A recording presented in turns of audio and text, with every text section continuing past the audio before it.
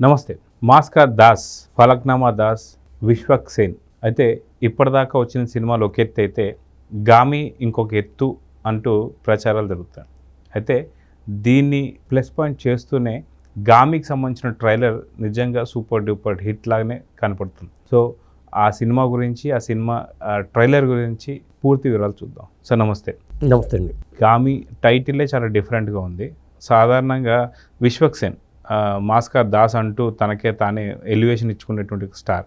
అయితే ఇలాంటి సినిమా చాలా అరుదుగా వస్తుంటాయి మనకి. హాలీవుడ్ రేంజ్లో మనకు కనిపిస్తున్నటువంటి కొన్ని మనం చూసాం, లొకేషన్స్ కావచ్చు అవన్నీ కూడా. సో మొత్తం ట్రైలర్ చూస్తే మీకు ఏమనిపించింది? ఎక్స్పెక్టేషన్స్ ఏ లెవెల్లో పెరిగే అవకాశం ఉందంటారు? ట్రైలర్ చూడగానే సినిమా చూడాలనిపించింది.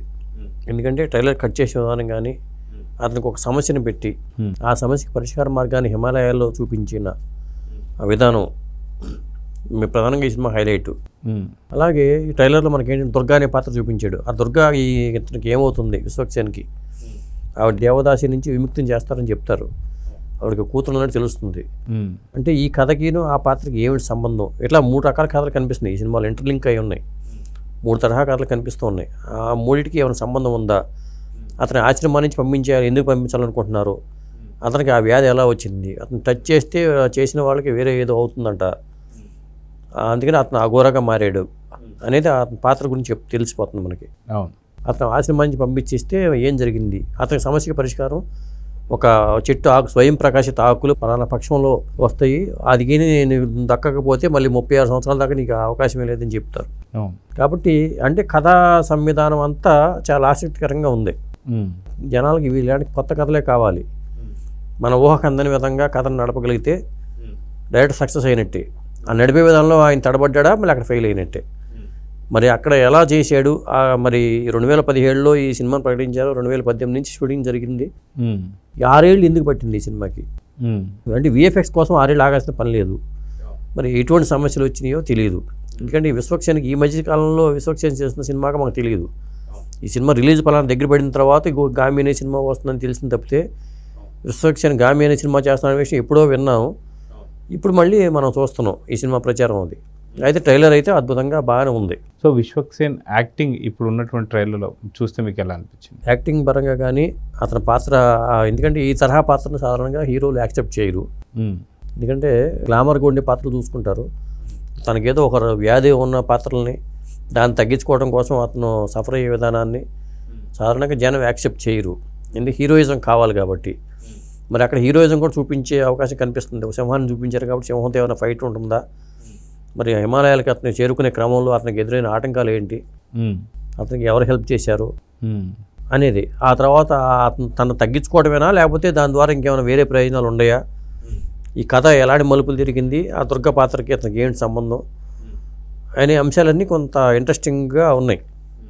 అది మనకి డైరెక్టర్ ఏం చెప్పాడు, కాగిత విద్యాధర్ అనే వ్యక్తి మనకు తెలియదు. కానీ రేపు మార్చి 8వ తారీఖు సినిమా వస్తుంది కాబట్టి సినిమాను చూడాలన్న కోరికనైతే కలిగించడంలో ట్రైలర్ సక్సెస్ అయిందని చెప్పుకోవచ్చు. అయితే సాధారణంగా ఇలాంటి సినిమాలు చాలా అరుదుగా వస్తూ పోతుంటాయి. సో ఇలాంటి సినిమాలు ఒకవేళ హిట్ అయితే దీనికి సంబంధించి సీక్వెల్స్ అవి కూడా స్టార్ట్ అయ్యే అవకాశం ఉంది. ఈ మధ్యకాలంలో మనకు సంబంధించినటువంటి పురాణ ఇతిహాసాలు కావచ్చు, లేదంటే మనకున్నటువంటి కొన్ని స్టోరీస్ ఏదైతే ఉన్నాయో ఆ ఆయుర్వేదంకి సంబంధించి ఇలాంటివి కూడా బాగా సక్సెస్ అవుతూ వస్తున్నాయి.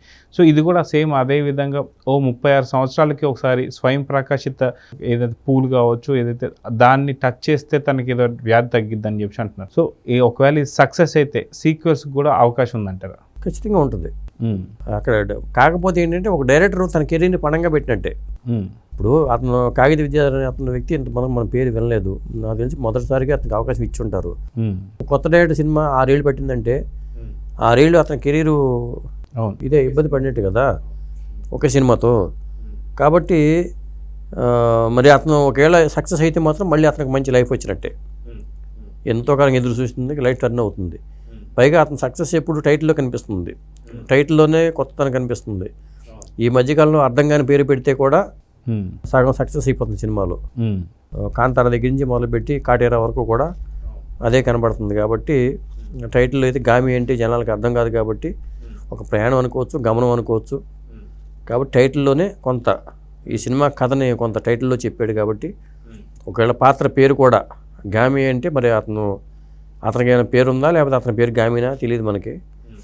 మొత్తం మీద ఒక ఇంట్రెస్ట్ అయితే క్రియేట్ చేయగలిగే డైరెక్టర్. అయితే ఇది ఓన్లీ తెలుగులో మాత్రమేనా లేకపోతే మిగతా పాన్ ఇండియా సినిమాగా రిలీజ్ చేసుకుంటున్నారు. ఎందుకంటే ఈ తరహా కథాంశాలు జనం అందరూ యాక్సెప్ట్ చేస్తారు కాబట్టి ఒక కార్తికేయ తరహాలోనే ఈ సినిమా జనంలోకి వెళ్ళే అవకాశం కనిపిస్తుంది. సో March 8th ఈ సినిమా అని చెప్పేసి అంటున్నారు.